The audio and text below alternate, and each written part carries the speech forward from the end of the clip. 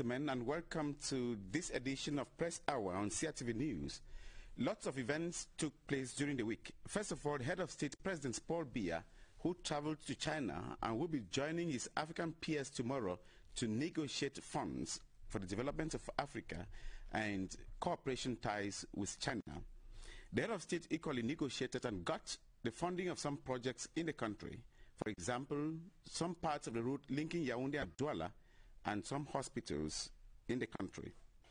There were also ministers and senior state functionaries crisscrossing the country, encouraging children to send their, or parents to send their children to school as from tomorrow, especially in the restive northwest and southwest regions of the country.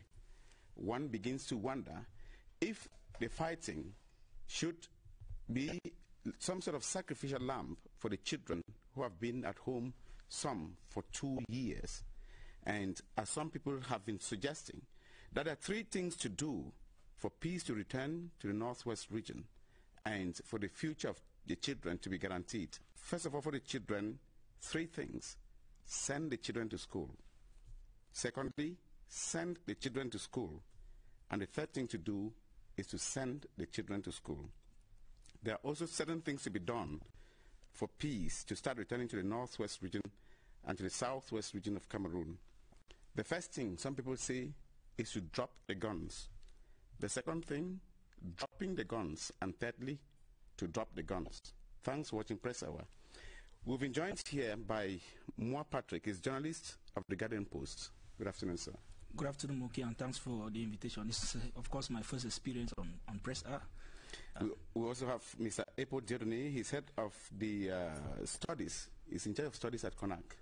Welcome, sir. Yes, thank you, Mr. Moki. It's a pleasure for me to be today with you. Is it the first time you're coming to Press Hour? No, it's my second time to come here on the TV. Okay, thank you.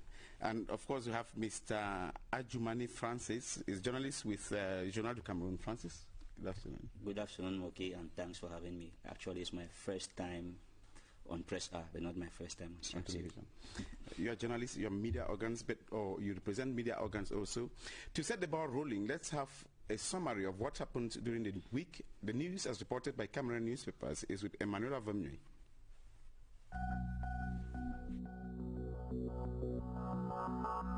The socio-political upheaval in the northwest and southwest regions is again, like always, flooding newspaper columns this week. Cameroon Tribune publishes the cry of southwest women against the escalation of violence in a protest march in Bongo Square in Boya. This at a time the Horizon reports on the Southwest Mega Forum, wherein elites of the region urge separatists to drop their weapons for dialogue. But the interest of the Guardian Post is on what it headlines: Ambazonian fighters scare over 500 B soldiers escort elites to and from Southwest Mega Conference.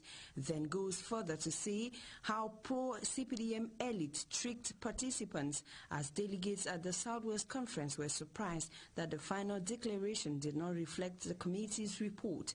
The same paper reports on the kidnap of the Fon of PM Yang's village, Fon Senti Martin II of Oku, the departure of the presidential couple for Beijing, China ahead of the China-African Economic Forum is reported by Cameroon Tribune. The paper says the president is invited by Chinese President Xi Jinping for the summit to run from the 3rd to the 4th of September this year. The Guardian Post on this topic writes, extravagant beggars. Biya takes 10 ministers and several other persons with him to China-Africa Forum. Then politics with the October presidential election takes center stage. The lone bilingual daily Cameroon Tribune reports that the fight against corruption features as top priorities of presidential candidates. The Guardian Post reports that SDF mounts pressure on Elekam Director General to resign in line with what it says dancing the Bafia dance. This is in respect to the issue of removing polling stations from military barracks and chiefs' palaces. The same paper goes further to report on the visit of Nzifon Franklin, a presidential candidate, to TB Joshua to seek spiritual powers as a way to defeat Paul Biya. Back-to-school preparations are equally reported, with Cameroon Tribune announcing the reopening of about 40 schools in Marwa this school year after Boko Haram attacks there have calmed down. But the Guardian Post clips in with the division of teachers over reforms in secondary schools. Some of the reforms include the reintroduction of the learning of Latin and Greek languages, considered by some teachers as dead languages with no place in the modern world. CAF's fresh doubts over Cameroon's readiness to host AFCON 2019, with its president Ahmad saying that it will be risky for African soccer stars to play under difficult conditions. Then the end of the mandate of the FECA Food Normalization Committee, plus the alarm raised by government on the proportion of drug consumption and sale in Cameroon, not leaving out the inter-village land dispute in Njirong and Tumbo villages in Donga-Mantung division, with several persons injured and properties destroyed, are being reported by different newspapers this week. Let's end our press review on this story by the Guardian Post, wherein the body parts of an 8-year-old girl slaughtered by her mother were found in a restaurant's refrigerator at the Eleven neighborhood in Yaoundé. The restaurant owner and the killer mother, both now in custody, are said to have confessed that this is not the first time they are committing such an act. Until we meet again, this is your hour with the press.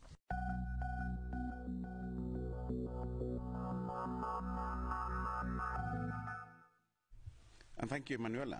Now, gentlemen, you just listened there to the summary of what you reported, the reporters reported, and the news organs reported during the week. Is there anything you would have wanted to hear or that particularly caught your attention more? Well, I think the first thing that caught my attention during the week was the kidnap of the phone of Uku. I'm sure his kidnap actually makes the first appearance or the first time that suspected Amazonian fighters are taking hostage of a traditional ruler in the Northwest, though we have heard of similar cases of chiefs in Bafut and elsewhere. But this one actually has caused a lot of outreach, both on the social media and even on the... Especially a place like Oku. Oku, yeah, a very big community like Oku. I think it has caused a lot of outreach on both on the social and traditional media, with a lot of people condemning and describing the act as barbaric and sacrilegious. You know, our traditional authorities have to be protected. They represent the village. If you take away a phone, it means you have taken away the village. I'm equally a traditionalist, so I understand what it means to take hostage of a phone. It's not only the phone as a person, because he incarnates the institutions of that said village. So calls have been multiplying for his release. We hope that in the days ahead we should get the breaking news that he has been released. So far, we have not heard, as a reporter, I have not heard allegations about maybe his kidnappers demanding ransom, as has been the case with other similar situations in the southwest and northwest regions. We pray that he should be released anytime soon. Now, before we go to the second issue there, did you get information on how he was? Yes, I personally reported that story in the Guardian Post, and what I gathered from sources on the ground is that he was actually tricked through a telephone call by the suspected Amazonian fighters, who at the time of making the call, they had in their keeping his driver. So it's alleged that he was called up to come and secure the release of his driver, and the moment he arrived, he was immediately kidnapped. Equally, the allegations that the Amazonian fighter seems not to be comfortable with the fact that he's so close to the military and he's so close to the regime, so to speak. He's a well-known supporter of the ruling CPDM, and we understand that government authorities and their likes have been soft targets of the Amazonian fighters in the Northwest region. Okay, so that's the issue. That's the first thing, Muki. Okay. And then the second thing is the macabre discovery of the lifeless body of a young girl. I should say a beheaded body. It was found without head in the Eleven neighborhood here in Yaoundé. It attracted a lot of condemnation as well, because a lot of people who showed up were saddened by the fact that such a thing should be happening in a place where they sell food, and a lot of people who have been eating there. And the most embarrassing part of the whole thing is that the restaurant is named after Jesus. It's called Jesus Restaurant. So I cannot understand why somebody, it's alleged the owner of the restaurant is in Nigeria, and we cannot understand why somebody will name the restaurant Jesus restaurant, and yet we'll be practicing such a very barbaric and ritualistic practice. So it's very sad. It's sad because it's not the first time, of course, in Yaoundé that we're getting such reports. Some time ago, it was equally reported that one of a woman who confessed in Nigeria. Confessed in Nigeria. She was owner of a popular restaurant at the Meleng neighborhood in Yaoundé. She confessed to have been using underwears to prepare food that people have been eating for several years. So we hope that such things will come to an end. We're happy that the perpetrators of the barbaric act at the 11 neighborhood have been arrested and in custody. We pray that they do their confessions to the end such that there are other perpetrators or there are other partners in crime, because it's certainly a gang. I'm not sure that there are only 2 of them who are part of such an act. And thank God, Patrick Moore, that the security forces have opened the investigation and arrested, and the women have started confessing now. That's right. Now, Mr. Epod, you are also following up the news during the week. Yes, Mr. Muki, what interested me is the visit of the head of state to China to attend to that economic forum. And also the fact that I'm seeing the presidential candidate who all are willing to fight against corruption, so they're interested in the fight against corruption. Especially as we work with the National Anti-Corruption Commission, that's CONAC. Yes. Yes. So when I hear about people in their program, they put it the first line, they fight against corruption. I'm very happy. I'm thinking that many people know that our problem comes from that, from the corruption. Ajumani Francis? I would say first and foremost what caught my attention in the press during the week is, at the end of the week precisely, is the extension of the mandate of the Normalization Committee to December 16. Of Cameroon's football? Of Cameroon's Football Federation, the Normalization Committee of the Cameroon Football Federation, FECAFOOT. That is true. It's already 1 year, exactly, we are almost 1 year and some weeks into normalization since they came into on the 23rd of August 2017 last year. So I think, well, many persons have been pouring invectives on the Normalization Committee, but I want to, looking at the situation, the blame is shared, the responsibility is shared. I want the government to look at themselves in the mirror. I want FIFA to look at herself in the mirror, and I want FECAFOOT to look at themselves in the mirror. What is going wrong? If you start with FIFA, you ask FIFA, why is it that if you look at from 2010 to 2018, that is 8 years, count the number of countries in the world that have gone through a normalization committee, you will see that most of the countries are developing countries. Why is it that most developing countries are going through normalization committee? Now the question I'll be asking is to Barrister Jordan Happy, because he himself said he does not want to extend his mandate. Now he's gone to the third or so. He does not want to extend his mandate, but when he was installed in August last year, what was his task? Run the daily affairs of the normalization committee, rewrite the text and organize elections. That was 6 months. And it was an easy task because we all knew, and he knows the bone of contention in the text.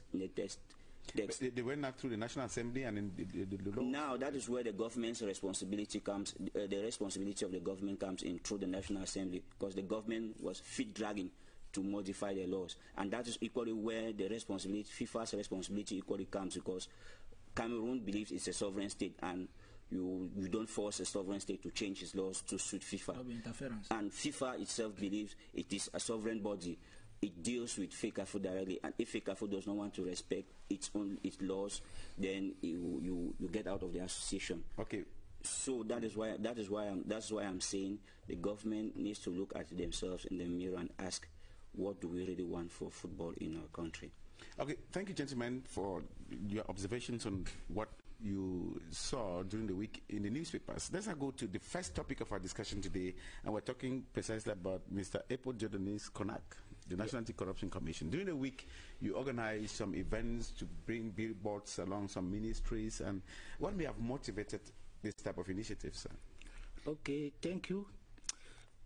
This initiative is due to the fact that in our mission, we are supposed to do things which can prevent corruption. we are also supposed to communicate with the public.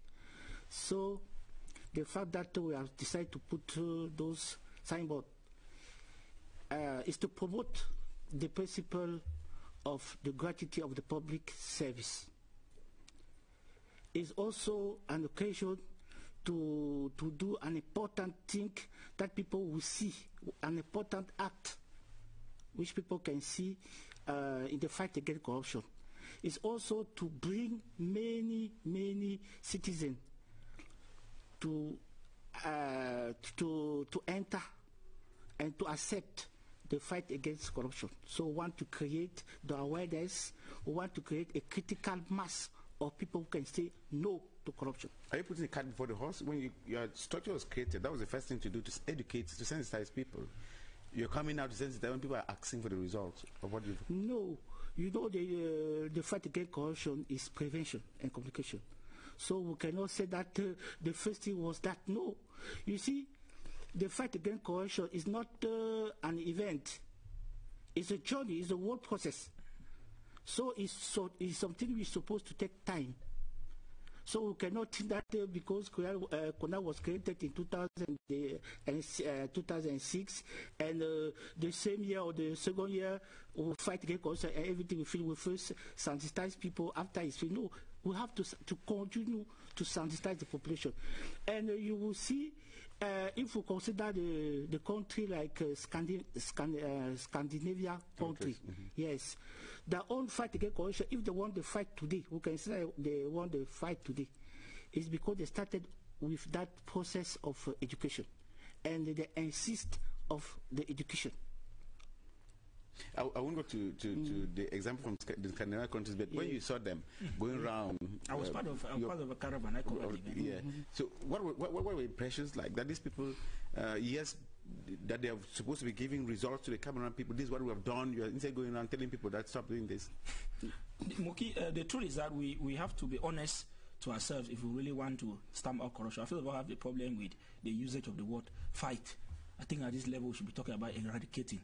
Fighting is, to me, the juxtaposition of the word fighting and eradicating might sound very trivial, like you are smiling, but it means a lot. We shouldn't be at the level. CONAC has been fighting corruption for too long.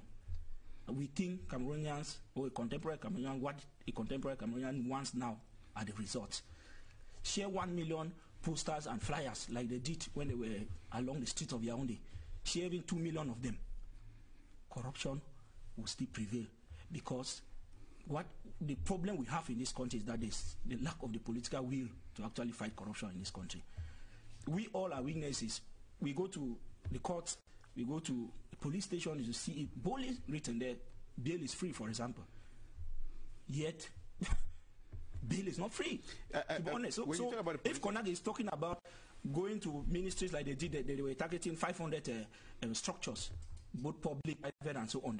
That was their target in Yaoundé. They went around and they have imposed their posters there and so on, saying that public service is free and so on. They're receiving the hotline number, which is 1517. But I think that at least we should not be at that level. CONAC is rather drifting. They're rather moving several steps behind. Let me explain.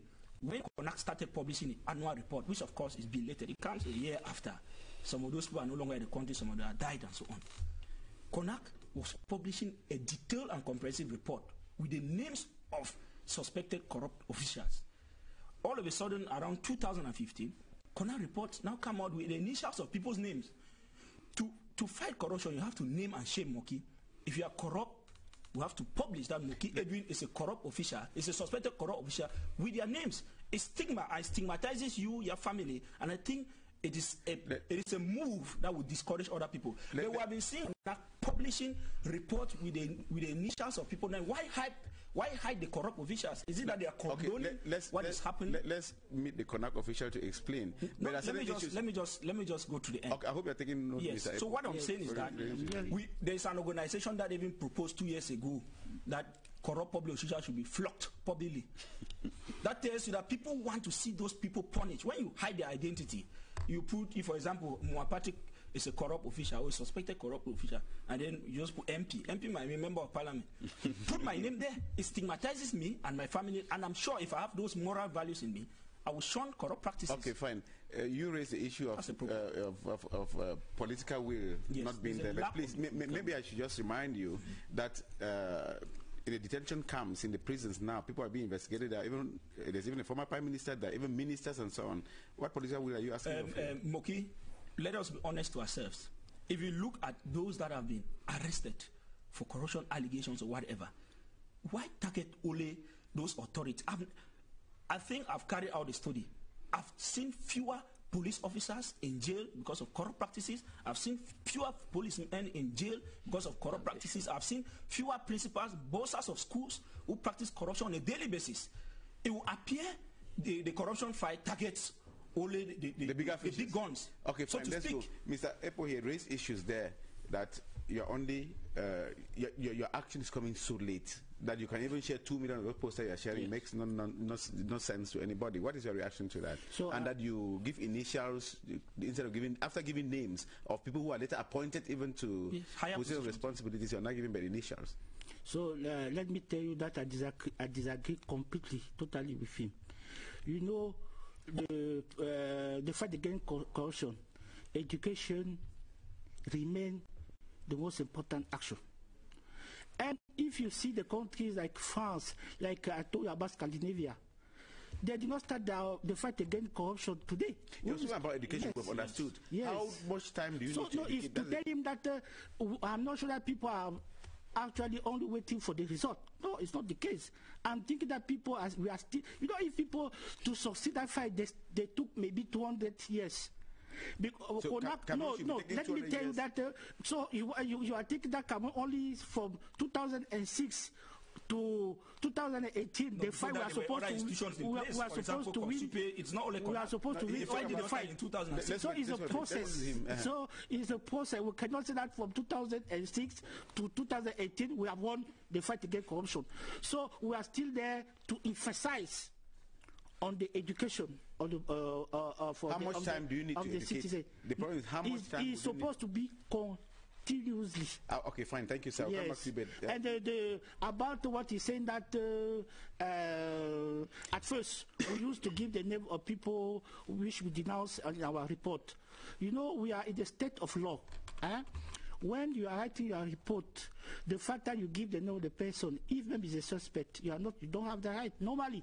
You're not supposed Why to. Was it so before? No, normally you're not ignorant of the law when they used to publish. Normally, you are not supposed to give the name of people because there's a presumption of innocence. So you made an error by giving the names before. Maybe that we did it because some people think that it was the best way to shame, like you say. Name and shame. To name and shame, like you say. But we are thinking that we are in state of law. Many people criticize it. You know, we have also to have the feedback of what we are doing. People criticize the fact that it's not because somebody is already you have seen his record, the record that somebody has already embezzled and you put his name. Maybe when the court will go and discharge him, and you will say what? Because it's only the court to find you guilty. It's when he's guilty that you can write his name that yes, he's the one who has done this. So at that time there is no thing again. I'm still going to come back to you to ask you how much you've been able to raise some, but just hold on. Hold on. He wanted to add to the corruption fight. No, I was saying the corruption fight is an easy thing, but we tend to complicate from top to bottom. Moa talked about the lack of the political will, and that's where I accept with him. How we will start fighting corruption when officials, authorities, people charged with managing the public or the public finance declare their assets immediately they are appointed to manage public finance. That's where when we will start fighting corruption. Yes. Immediately people cannot declare their assets when they get into office. It becomes difficult. That is where the political will comes in. Secondly, it's very easy to fight. It's very easy to fight corruption. We are in a digital age. We are no longer in the analog age. One of the if we agree that we are in a digital age, to fight corruption, we have to digitalize our economy. I am happy that as from the new academic year beginning tomorrow, people start paying school fees and examination fees online. That I mean, that already eradicates some. Put it under control. Under control, without any noise, without moving around, putting placards on ministries, and that already it already checks corruption to a certain extent in schools. So there are some basic things that we need to put in place. To fight corruption that we are ignoring, and we are instead chasing the shadows. When you say people should declare one, that's where it starts. You are insinuating that those who have been corrupt till now, since they did not declare their wealth, should just be set free. If that article is respected, put in there and respected. No, let's talk about the situation now. It is not in place, and that's one of the recommendations. But how can CONAC be assisted in bringing back what has been stolen? What has been stolen? If at all that's a mission. I think CONAC hasn't got all the powers. CONAC we've seen in CONAC has produced several reports where they've indicted or they have accused some officials of corruption, and the next day we see those officials are appointed. How powerful is CONAC, Mr. Ifo? Oh, what you have to do is that CONAC, we have our own mandate. So our mandate is to contribute in the fight against corruption. And you have also to see in our mission, we are supposed to do investigation. And you must be very sure that, and you should know something, administration is slow, but administration is very sure. When you are already had control or an investigation, and there is a report, and the report is sent to somebody who is competent, don't think that the report will not be taken in consideration. Just be calm, wait, be patient. You will see that after some time, when people have some time, they will call the matter. Okay, so you have to understand the administration is slow, 12 years, but very, very sure. 12 years after the putting in place of CONAC, what can you show that the fruits that the state has benefited, that Cameroonian people have had, just because CONAC went to work as they were instructed to? No, if I ask to answer your question, it's simple. CONAC has done many things. If I want also to say what he's saying, in our investigation, when we send a thing to the competent authorities, after some time, we used to follow it from CONAC. We see that many of the things we have sent, they are already in the court. And we use also to have the case of people they catch on the in the way they are already taking corruption. When they catch you on the fact that at the place that you are taking corruption, those ones will take them straight to court. This is our mandate. How much money have you? About the money, we have already recovered, I can tell you, 50 billion. 50 billion of money. We have like 8 million that we carry cash. We have like 7 million, which it is on the process to enter in the state coffers. Now, who are these? And there is the third part. We have prevented the government to lose 34 billion. You know, to prevent government to, let me explain it to you. And if you take like the case of the indemnification in the construction of the Kribi port, yes, you will see that there are many people who wanted to use the opportunity to embezzle money. CONAC has gone there and investigate and has had all make clarification. I said that yes, the people wanted to embezzle more than 30 million. 30 billion. I don't know if it's 30 billion. But what it shows is that people wanted to embezzle. But the fact that CONAC went there, make an investigation, write a report, and said, no, this one is not a good indemnification. And the government also did not pay the people. You don't think that one is a recovery?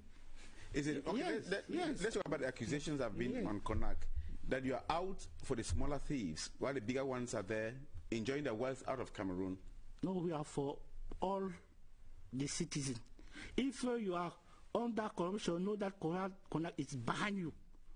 You can be sure of that. When I take the case of people that which CONAC prevent them from embezzling, like that one of Kribi port, you will see that there are many people there. They are former ministers who are involved in there. who wanted also to use the policy to go and buy a small plot so that they should give them a high value. Yes, a high value. So if CONAC had done that work and prevent government to pay the people, me, I'm thinking that, and if you see the amount, you understand that the government has benefited from that investigation. Yes. Yeah, Muki, I just want to say that CONAC needs to be given more powers. Yes. At the moment, they have limited powers. When you compare CONAC, for example, to the Economic and Financial Crimes Committee in Nigeria, Commission in Nigeria, the EFCC, they have the powers to prosecute. Yes. But here, CONAC is limited to publishing a result, send it to the higher quarters, the presidency, and then they approve. I don't know whether sometimes they remove the names of some people, and then because what is presented to us is only what government wants us to know. Okay. I think if CONAC is able to get those persons suspected of corrupt practices to court directly without passing through the presidency after the report is published, and then the Special Criminal Court now comes in to take over from where CONAC ended. I think CONAC should be given those powers to prosecute. And once that is done, let CONAC not be behaving as though they are inventing the wheel as far as the fight against corruption is concerned. There are examples elsewhere that we can copy from. There's no harm in copying a good thing. I think Nigeria, yes, some people will say it's among the most corrupt in the world, but as far as fighting corruption is concerned, it's a very big economy. Imagine fighting corruption for a population of 200 million people, for example. That's strange. So okay, we'll get to the solutions. Yes. Okay, I wanted to. You answered that you back more than you can bite. Yeah. I wanted to just say the fight against corruption.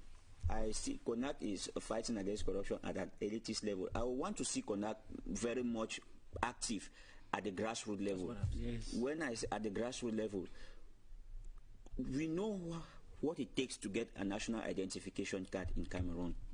We know what it takes to get a passport in Cameroon.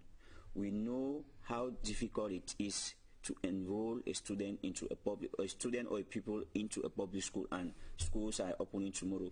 God alone knows what's happening between principals and parents now to get their children enrolled into schools. That is where I really want to see CONAC. I really want to see CONAC active. For example, to get an identification, you go in front of at police station, you see people crowded. They will tell you that there is no material. There is no the materials are limited, and that is where corruption comes in, because the highest bidder gets the identification papers. Okay. Okay. So answer to what they have raised. Okay, if my friend of when the left, smaller ones are in the quarters. Okay, for my friend of the left, Mr. Francis, let me tell you that you prefer CONAC to do investigation and to prosecute. Like you say in FCC Nigeria, it's true, because in Nigeria the FCC has a lot of power. But let me tell you something. When we go to international conference on the fight against corruption, there are two strong ideas. One is that you are not supposed to do same time investigation and prosecution, and the other people said it's good to do the two things. But for me personally, I'm thinking that the person, we are not supposed to be judge and the same time party. You cannot investigate, because when you investigate and you conclude, and you are saying you prosecute, it's a danger for the human right. Yes, so it's good for another person to appreciate the conclusion, because but if somebody appreciates, if somebody else appreciates your conclusion, so it can give the chance of the person who is suspected. Maybe it will say, no, well, why they have said that man has done this, maybe they not see fine. The truth is that the way we are dealing with the issue of corruption in this country, we make it look so relaxed, but corruption is a very bad thing. I agree for once with the senior barrister Tumfo Nikwale when he says that corruption is more dangerous than HIV. I add that corruption is more dangerous than Ebola. It kills more than Ebola. If you know the number of people who have died in this country because they don't have access to healthcare, just because an authority somewhere has embezzled money meant for that project. If you know the number of people who have died along the roads because people have embezzled money. If you know, sometimes when I feel like going back home to my place of origin, womb, I've called off several trips because of the bad nature of the road. But we are aware that money has been given for the yearly maintenance of that road. Does CONAC need 100 cars? I saw your report. People said since January, when you launched the 15-17 hotline, this number, you have received 100 calls. Does CONAC need a call to go and investigate what is happening with Mr. Epo, please. I want first to answer to him. Yes, I want to answer. He said that the CONAC is not reaching the grassroots. Let me tell you that there is only that number, 15, 17, even that he is not is that number? Yes, that number. It means that if you are going to do your identity card and they ask you bribe, can we call that number? Call the number. Can we call that number this now? Sunday, let's call the number and see what is happening. Should we call that number, Mr. Epo? No, but it. If I'm sure, no, if somebody there, the person will answer. Yes. No, let me tell you, but they are not also doing that Sunday. Let me tell you, so they are not doing that. Okay. So he was raising a practical example of somebody who is in the hospital in womb, and the doctor says before you are consulted, you must give 500 francs. Yes. Should the person, if the person calls CONAC, what will CONAC do to save the person from that hospital at that particular moment that he needs to save his life? You see, a lot. That's what I want to. I'm saying that what CONAC is doing is very important. That CONAC should create a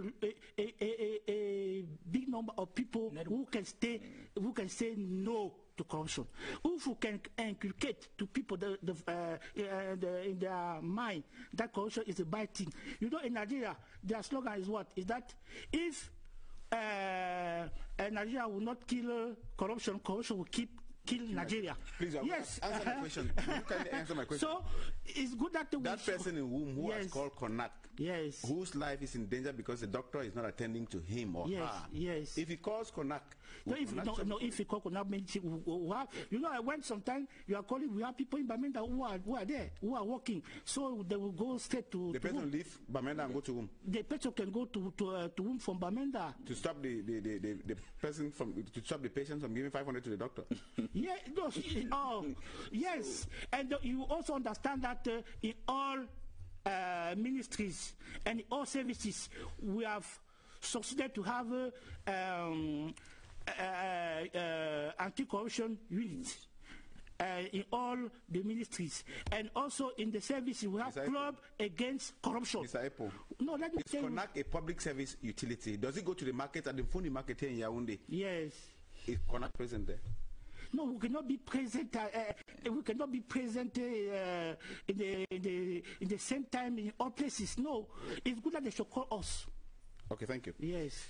Ladies and gentlemen, let's move now to the second topic we're discussing today. And as you know already, schools are reopening this September 3rd, and there have been cries for schools all over the northwest and southwest regions to be open to receive students, and for parents to send their children to school, and for children to accept to go to school. So the teachers also to accept to go.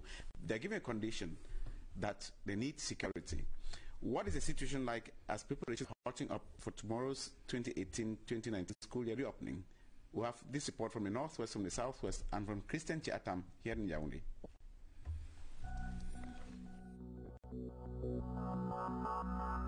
The city of Bamenda has been witnessing a lot of hustling and bustling, especially at the level of major streets, the markets and bookshops.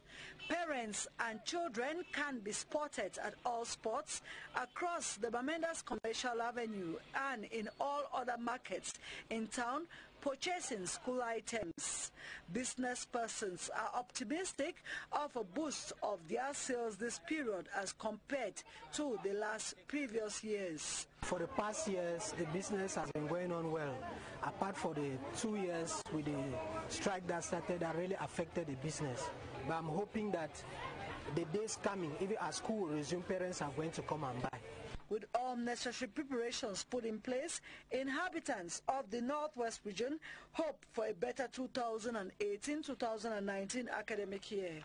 In the meeting with the Southwest Governor, Mr. Bernard Okalia-Belai, the education stakeholders highlighted the major hindrances to the smooth start of the 2018-2019 academic year. Complaints range from threats received from unidentified gunmen, the need for rehabilitation of school infrastructure destroyed the previous year, amongst others. The governor of the Southwest region during this meeting reassured stakeholders present that the state is aware of current challenges and appropriate measures have been taken to curb the situation, while the different regional delegates concerned equally emphasized that all measures have been taken to ensure ensure that this academic year runs smoothly and better than the previous. Throughout the talks, stakeholders reminded themselves that it is not right to sacrifice the future of the children, as their education is not a thing to be negotiated.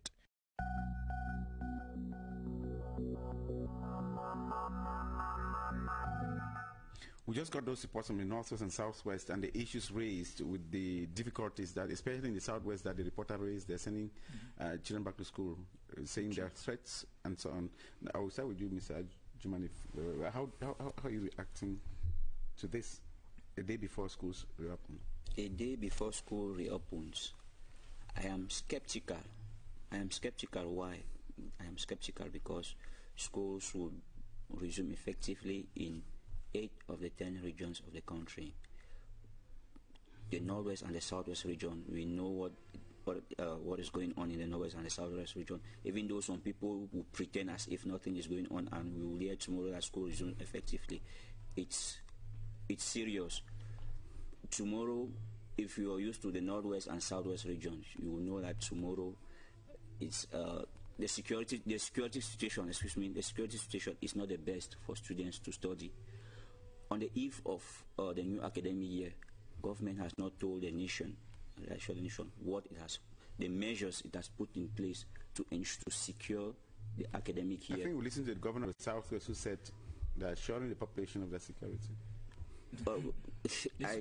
How by they are assuring what by doing what? Because just last night we heard clashes in Bali. We heard at least 4 people died in Womb this weekend. At least 6 people died in Pinyin the other day.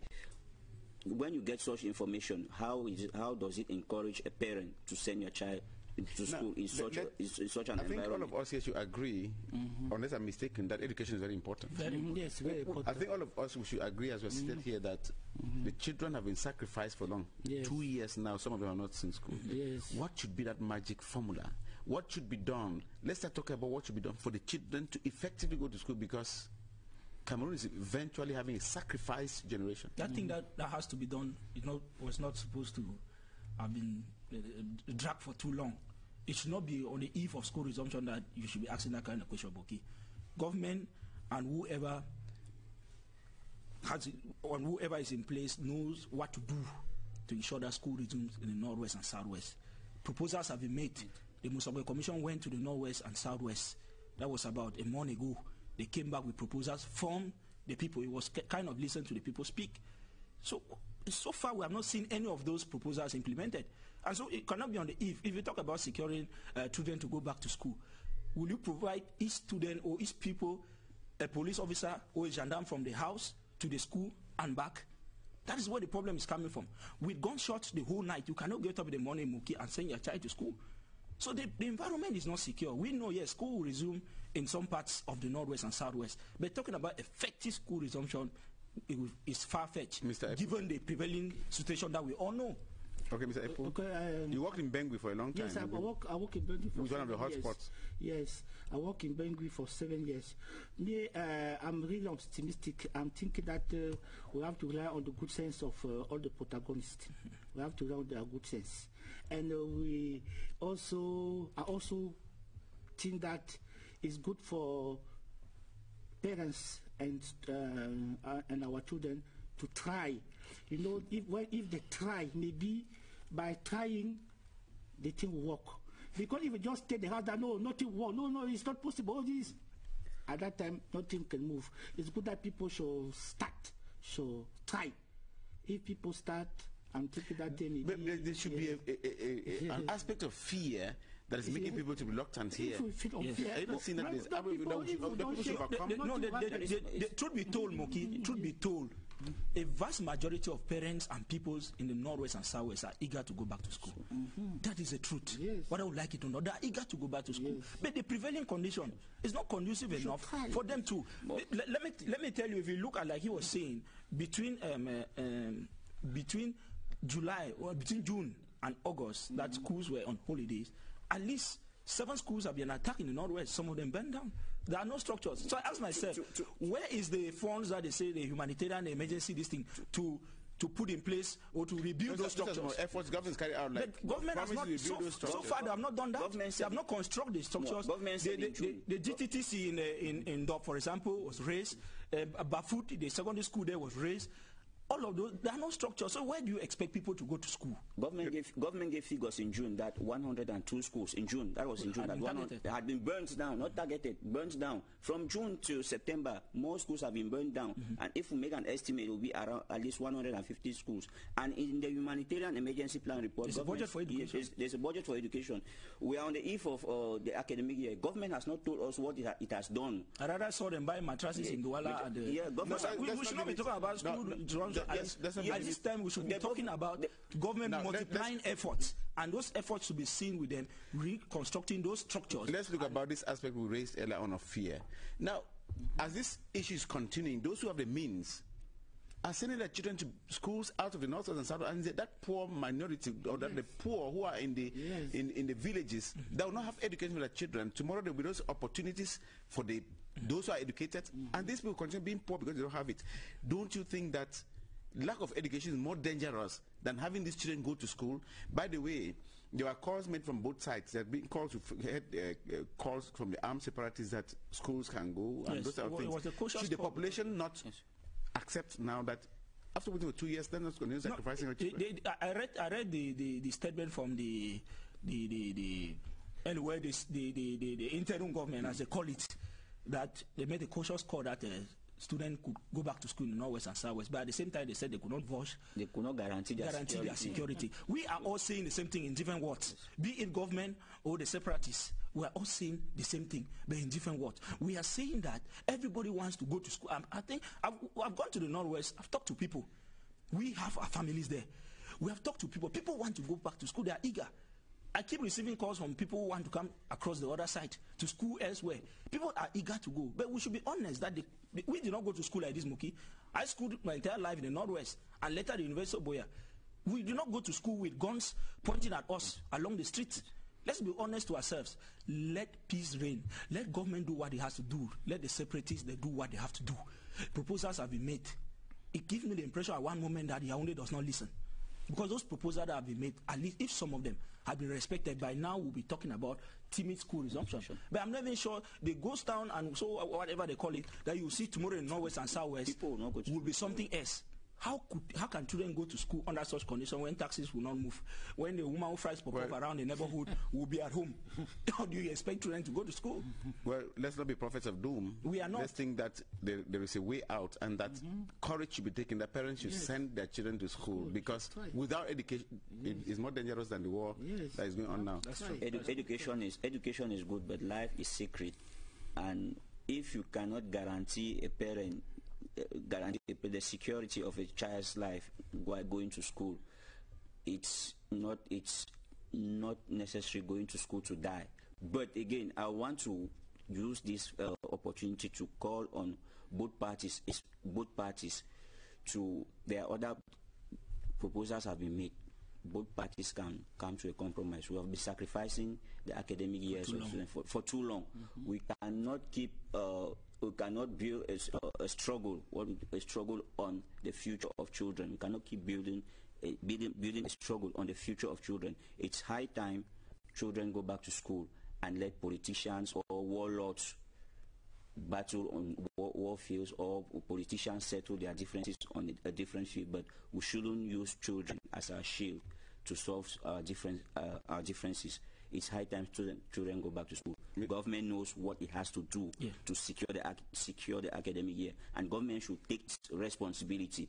We should stop throwing blames at others. Government should take its responsibility and ensure children go back to school. It's very easy for the governor of the Southwest region to sit in his office in Boya, well guarded, secured, and say everything has been put in place. But I can tell you that in Maimen, tomorrow schools will not open. I can tell you that in Andek, tomorrow schools will not reopen. We saw elites get into the Southwest region heavily guarded. Here they are encouraging kids. But they could not enter without those guards. They entered with about 500 B soldiers. Here you want people to go to school. Let's not be saying things. No, we are saying that Moki, let's not be hypocrites. Most of those elites, truth be told, have transferred their kids. Like you said, it is the poor masses that are suffering. Most of those elites who are able to sponsor their children outside the Northwest, Southwest. They have done so, but they're calling on others to go. Let's lead by example. What we are saying is that people should not sacrifice the heads of others. Let government do what it has to do. Let the separatists do what they have to do. And we will not be talking about going to school, ensuring guarantee. When I went to school in Northwest, nobody will guarantee. Why we think the population should take the courage? They should take the courage. They should take the courage in environments that are conducive. We cannot say that the entire Northwest, Southwest, war torn. The areas that are in countries, Central African Republic, for instance, children go to school. They don't close schools. Let's have your concluding statements. My conclusion could just say that the fight against corruption is something which is supposed to be holistic. It's everybody who is concerned. It's not the problem only of CONAC. And with what we are doing, the fact that we are trying to bring people together to enter in the fight and to accept the fight against corruption, we are thinking that very soon we will see the country will have a new face. Are you an initiative of Minister of Secondary Education? Yes. This is a way to show that she's fighting corruption. That is money paid not in the hands of bosses. Yes. And if you know the problem of school fees, the problem of PTA, how it was a controversial issue. I'm thinking that when she came, she has taken the bill by his own to solve that problem. Yeah, just to add that, I think conclusively. Yes, I just think just to add to what he was saying. I think the Minister of Secondary Education, Professor Naluva, deserves a pat on the back. It's not the first time she implemented that in the University of Buea, and it worked. I think money terms, Moki, whether I like it or not, the most difficult task on earth is to keep money that does not belong to you. That's where the temptation to steal comes from. Even Matthew, the tax collector, we all know the story. So it becomes difficult. Let's avoid keeping cash. The world is going digital. The Minister of Post and Telecom keeps talking about the digital pearls and all of that. Let's not keep money. When you see money, it corrupts. It tempts. There is a lot of temptation. Between me and you, we know the truth. So I think that if we can start shifting, for example, even at the level of going to issue an ID card, like Ajumane was saying, if there is an electronic means by which people can forward money for ID card, because if you know what is going on around the ID card center where they issue ID card, passport and so on, it's hell. It cannot be happening to a country that wants to emerge by 2035, that to have an ID card, you have to keep trekking to a police station for 6 months to have an ID card, an identification paper. It happens only with countries like Cameroon. Mr. Jumani? Yeah, I want to come back to the school issues and say, yes, we all like our children to go back to school. This struggle started with schools, but I would like to call on the separatists to know that we have long gone past that age where the struggle relied on schools. People have spoken, people have made their voices heard.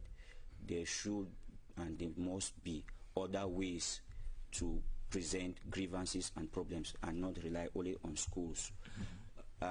Government also should do what it has to do. Government should take its responsibility and stop throwing empty comments in the air. Government should take its responsibility. Well, as the program was going on, so many people are reacting. Elvis Teke, you've been reading through some of the reactions. Yes, you have a good number of reactions. Let's begin with Namakong Franklin, who says schools will resume in the Northwest and Southwest. Maybe not on Monday because people are afraid of threats but some will take the risk just like in the past years. And students are tired of staying at home while their mates are going ahead in other regions. And Namakong Franklin again says, since its creation, CONAC has been doing a great job and the measures they have taken are good.